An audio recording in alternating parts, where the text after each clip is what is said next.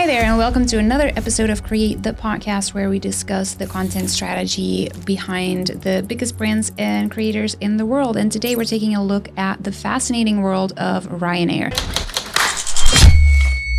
Europe's largest budget airline that's been shaking up the skies since 1984. Picture this, it's the mid-80s and three Irish businessmen decide to start an airline with just one plane with 15 seats.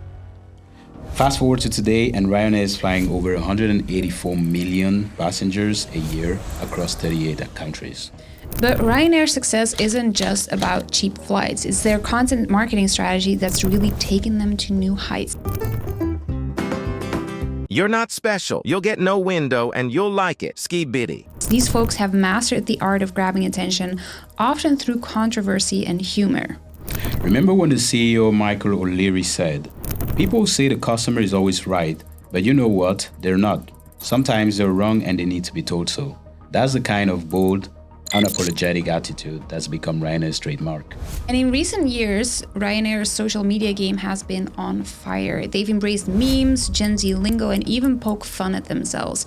It's like your sarcastic friend became an airline, and people are loving it. Their content strategy isn't just about laughs, though. RyanAir's mastered the art of turning negative press into marketing gold, and they've even managed to make their no-frills approach part of their brand identity. As of 2025, RyanAir is still soaring. They've hit that 184 million passenger milestone and are on track to hit 200 million.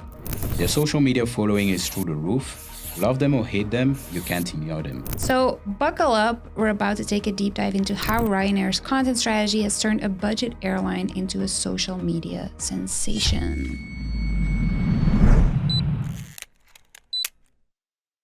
I love today's topic.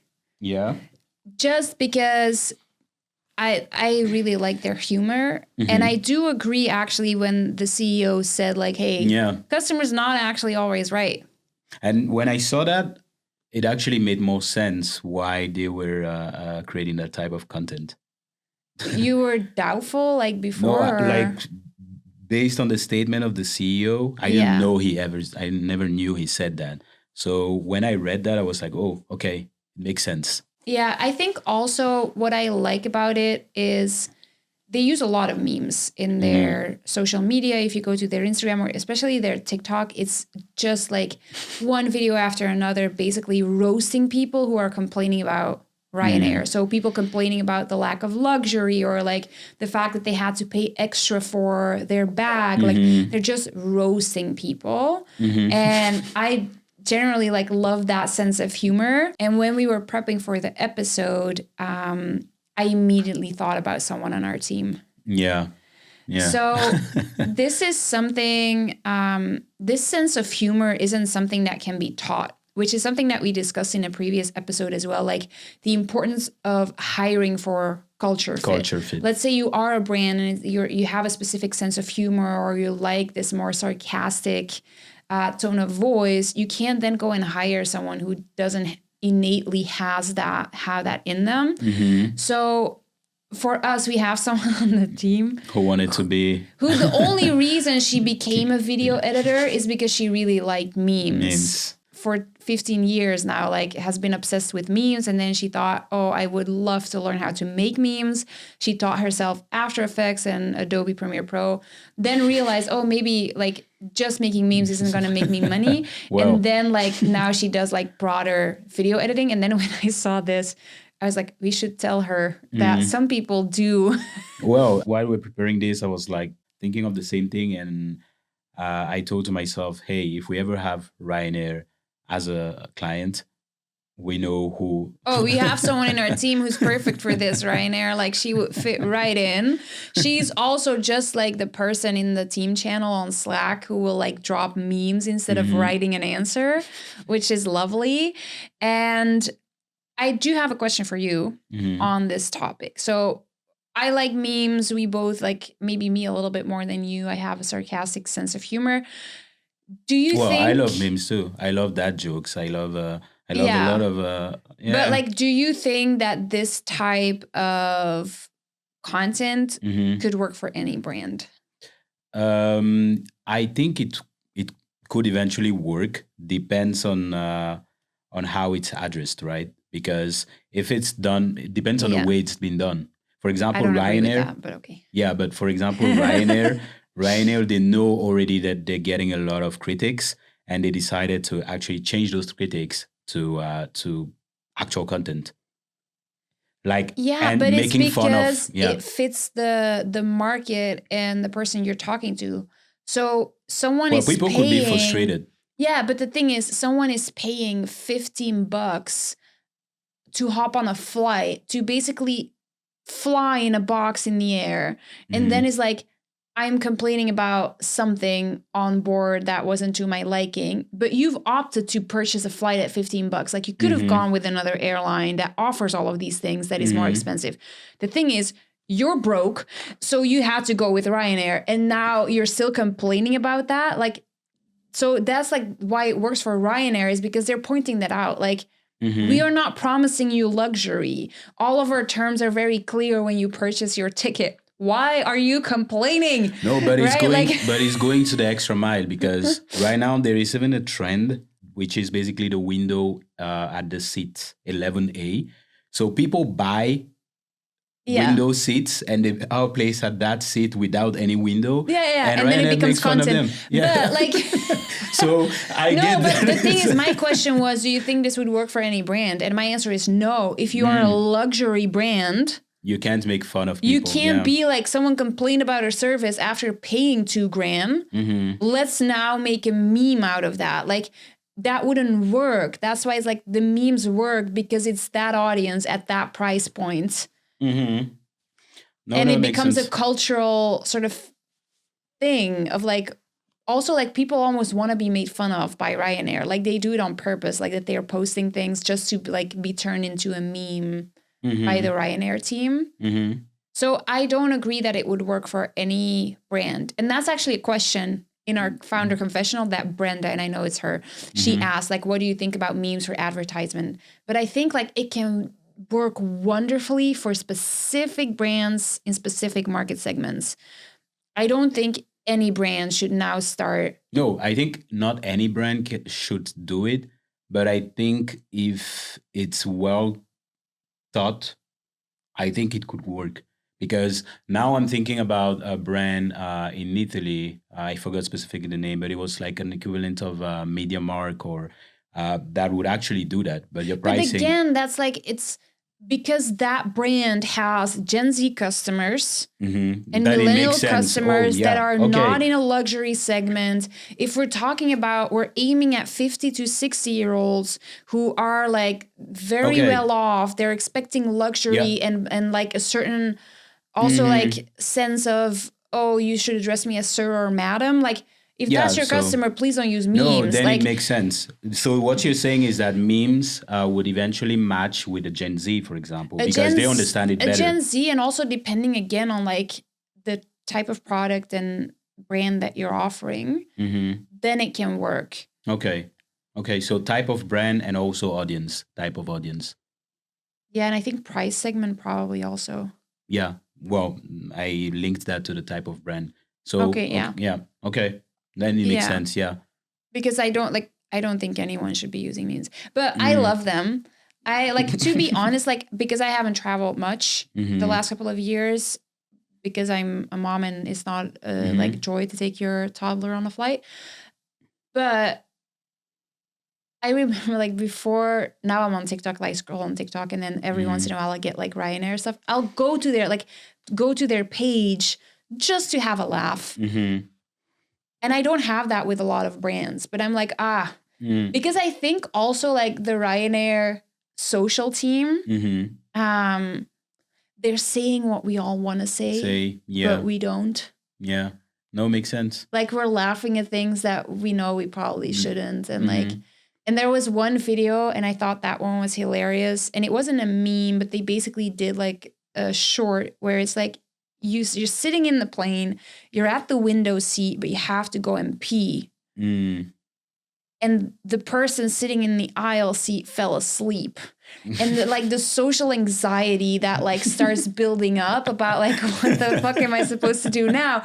And so you see the guy go like, I'll just like, I'll try and like go past him, like, oh, maybe I'll wake him up. And then like, sort of like, you hear the person think, like, what's the worst that can happen when I wake the person up? Blah, blah, blah, blah, blah. And then it ends like with him trying to like poke the person. And at that point, the guy turns and the finger ends up in the guy's mouth.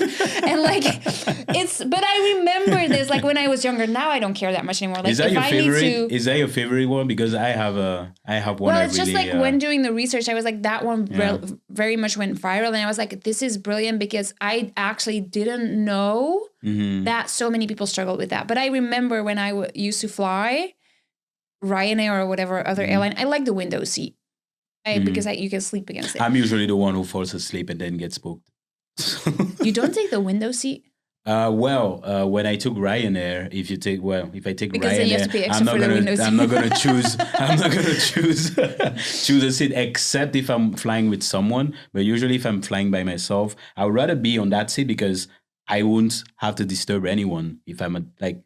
So I would take the because I sidewalk. always sort of try not to go to the bathroom on the plane, because if you fly RyanAir, also like it's not long distance, it's like a 2-hour flight. So you go to the bathroom before, and then hopefully you don't have to go, because RyanAir also like they don't have like lunch service or anything like that. Depending on what flight you take. Well, like, you can get it, but like the majority of the time, like I it's a plan 2-hour this, like flight, I'm like, it's a 2-hour flight, I'm not gonna have to pee. And then you don't have to wake anyone up. But it's the thing, like I do remember the times that I did have to pee. It's just like, and then now you have to like, how do I get past it? And then also like, you're like, especially if the person is like really, really asleep, I now have to wake them. Maybe there's a line for the bathroom. And then when I get back, I'm going to have to wake them again. Or they're going to be annoyed with me so because you're thinking they have like, about all of that? Like I'm thinking about all of that. So when I saw the video, I was like, it's me. It's the one I related the most to is basically the one where you are at the window seat and then you look at your view, shitty. You look at your on the other side and they have like this beautiful sunset and you're like, and I had it a lot of times. I'm like, yeah.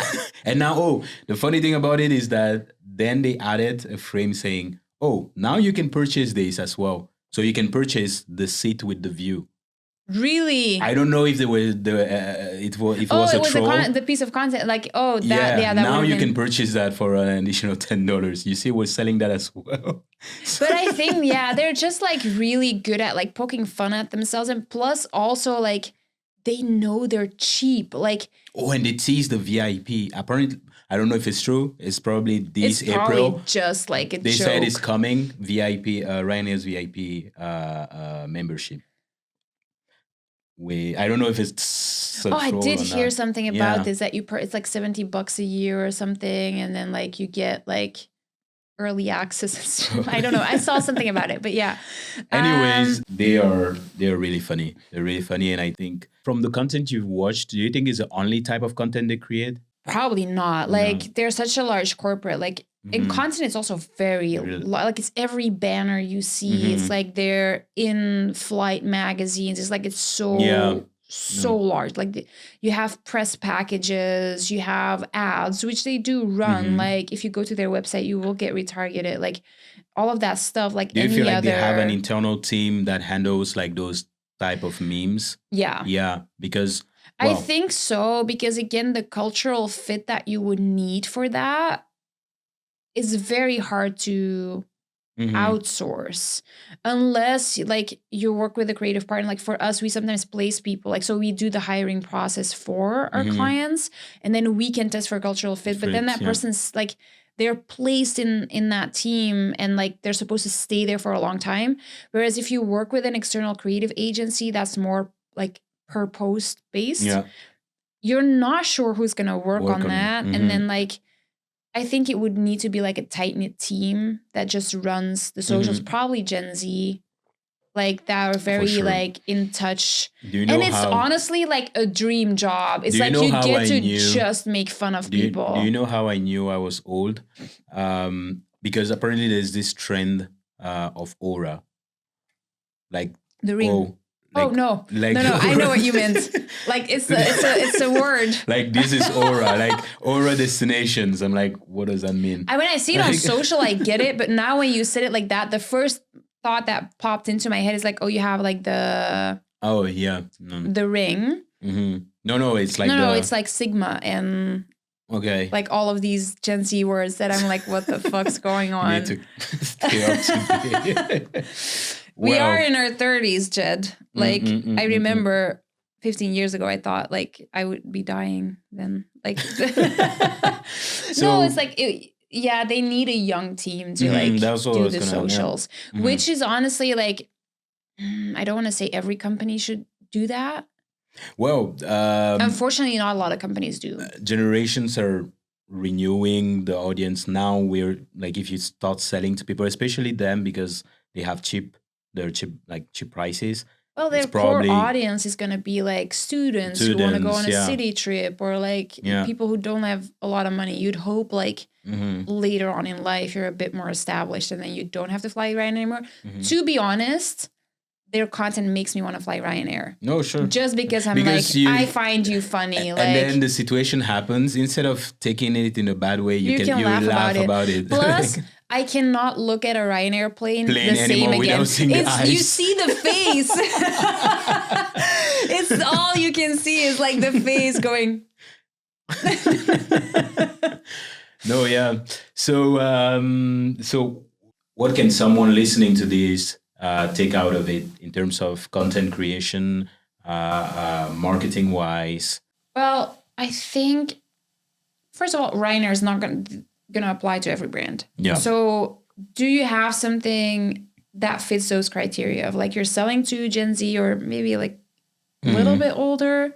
Because I'm not Gen Z and I find this hilarious. Yeah. So, and you have a product at a price point that allows for this kind of humor, which is, we did another episode about Dollar Shave Club. I was like, this would also like, they would be able to do this because they're just like, that sense of humor is baked into their messaging. So that, and then just to like not take yourself so serious.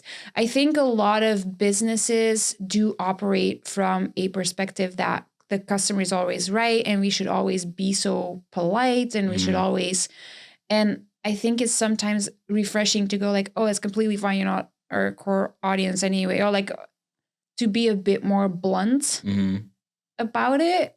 But that's my personal preference. Like I like that messaging. I already know that. But from what you're saying, I was going to say, I have ideas of how we could use it. For example, for Clipmasters, how, like, for example, the things that happen with a video editor, because I see a lot of stuff they share on Slack, and I'm like, well, this could be great content, like meeting deadlines. But do you feel like it's something that could be incorporated into brand? For us, it would probably be more, not so much on price, but for example, when you have clients who are like sending a brief that's one line and then lose their shit when it's not what they wanted. And then like, it could be like a thing of like, you see the client going like, oh, this is not what you wanted. And then like what they wanted. And then it's like empty, like stuff like that would be funny. But at the same time, like RyanAir has 184 million customers a year. Yeah. We don't. So at the same time, like I don't want to piss anyone off. And for them to then go like, oh, we don't want to work with you guys anymore because you made fun of me, right? If it's in that type of situations where they're clearly like, it's not like it's on our fault. But anyways, but I see what you mean. But at the same time, you could argue that like, if we do use that tactic, that in the future we would probably attract clients who do know how to brief, because the only people who would find that funny is people who know how to like send in a briefing. Anyone else would be like, I don't get it. Okay, they would be like, what's the issue? Can we say the editor's name? Because I was just thinking about how she could work on some memes for us.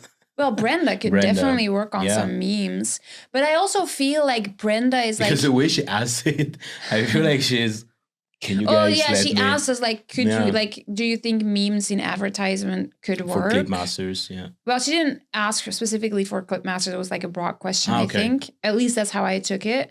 But she can definitely like work on some of those. Like, I'm open. Like, I love Brenda. Like, Brenda is hilarious. Could we have that fit in our marketing? That's the or thing where I'm content like, creation. I'm not sure at this point, because I feel like if you do it, you have to do it consistently. And there isn't really anything in our like tone of voice or messaging where we are continuously like poking fun at ourselves, or not that we don't do that internally. Well, but it's not like, if you check our website, if you like look at what we've done in the past, like it's not really It's in not there. a- So like yeah. if we do start doing it, we have to make a conscious decision to continuously do it, because otherwise people are not going to get it. Like they're, what is this? And that's the same for anyone listening makes to this. sense. Like the whole point is to be consistent Consistent. in how you communicate about your brand. And that's why RyanAir is like doing so well. And that's also like, you see one of the videos and you almost go like, you're kidding me, right? Like, are they serious?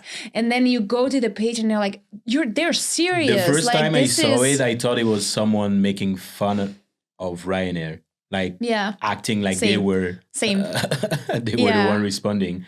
And now, like, I also like these little series that they do. They have like multiple shorts about this, where basically they're poking fun at people who have to pay extra because their bag doesn't fit the cardboard thing. And then they basically go like, gotcha. Like they make it almost as if like, yes, we are doing this on purpose, making you pay for a bag that actually fits the thing. And I just think it's hilarious. Like having the waiting, people waiting and asking why are we on a queue when the plane is not there yet? Yeah. And they're like, well, it's to arrive on time. Yeah. Yeah, no, their internal team is great. And I think that they probably have like that internal team for like their active socials. And then of course, anything like the video that I talked about, where it's like they actually went into an empty plane to like create that video. Like there might be a creative partner helping with that as well. And then any sort of advertisement, probably like graphics and videos that go out through email campaigns or blogs or whatever they have, that might be external. But I think the meme stuff is definitely just like 2 or 3 young people on their team who are having the time of their life, basically. Well, it's not that easy as well, technically, to do memes. It's not because it's so simple that it's that easy. I don't feel like it's Well, easy is like it's it's not relative. aesthetically like okay, like aesthetically you could feel like okay, it's doesn't require a lot of technical skills, but it's not You that. need to like know how to edit and like maybe use After Effects for the more complex ones. But like if you have the technical skills and the sense of humor, you can do it. To some other people, they might be like, how do I do that? Is that just in app? Probably not. I don't think it's the most complex job that like if we look at other stuff that we do at Clipmasters, there's stuff that is more technically complex than making a meme. I think it's the nuance of humor, making sure that the sound effect lands exactly at the right time. The eyes on the plane need to look to the side at the exact right moment. Like little things like the nuance needs to be in there. Otherwise, it's the same as telling a joke and then missing sort of the punchline. So in that aspect, yes. But I think the most important thing there is just finding that cultural fit, which again, like, and we could keep coming back to that as well, is like hiring creatives that match the tone of voice of your brand, that know how to adapt to like the vision, etc. It's a whole skill in itself. And some companies do very well like hiring internally, and they know how to do that. The majority of them unfortunately do not. And then you just like see those lulls in content, or like it's just like you can see on the pages when a social media manager switched or something like that. And like and that's just and it's hard to have that consistency always. All right. Okay. That's great. I was gonna have a last question for you, but I think we have 2 minutes before our timer runs out, and I have to go pick up my kid. Because you mentioned the consistency, I was going to ask you, of course, we are the founders of Clipmasters. I wanted to ask you, how can a partner that works with us keep that same consistency? Let's say, for example, you have an editor that is ill or goes on holidays. How do we make sure that we are always on brand? Well, first of all, brand guidelines are super important, and that goes further than like, oh, these are our colors and logos. It's like the more in depth you can be about like, oh, this is always placed here, or like for our video editors, we go like, do we remove the silences when someone is speaking or not? Are jump cuts allowed? All of this. Hopefully when someone like signs up, they have this, but the majority of clients only have sort of like their brand palette and the logos and this and that. And then we sort of built that for them. So every client that we have at Clipmasters, I and our trainer, Mayoa, will really like do a deep dive into the type of content that they want us to create. And then we will build like an entire Thinkific course about that client. So, and sometimes that's like, because we also have agencies that come to us and then they have different brands that they edit for. And then we do it for every brand so that when an editor onboards on that account, or when we need to switch them or someone's on holiday, we can just go like, hey, here is the Thinkific course, go through that. You have everything you need. And then, of course, if we do switch people, we make sure that like we're on top of it the first couple of days to make sure that we don't see a change in style or something like that. And then people are good to go. But you have to be like very in depth and almost like you're explaining it to a toddler, what is allowed, what isn't allowed. And then hopefully at the same time, you have someone that just has that natural feel for that brand. Yeah. So we vet that as well. Yeah. Yeah. When we hire, we just build an entire profile about that person. And then we know, okay, they would be good for this, but not good for that. And so that makes it easier to match them up with the right clients. Sure.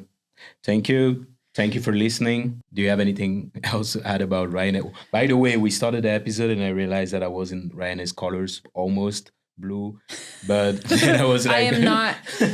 We are like running out on the timer as well. So I have to go pick up my kid. If you want to hear us break down any other brand or creator, drop it in the comments. Make sure that you subscribe on whatever platform you're listening or watching, and then share it with someone else who might find it useful. And then we will talk to you in the next one.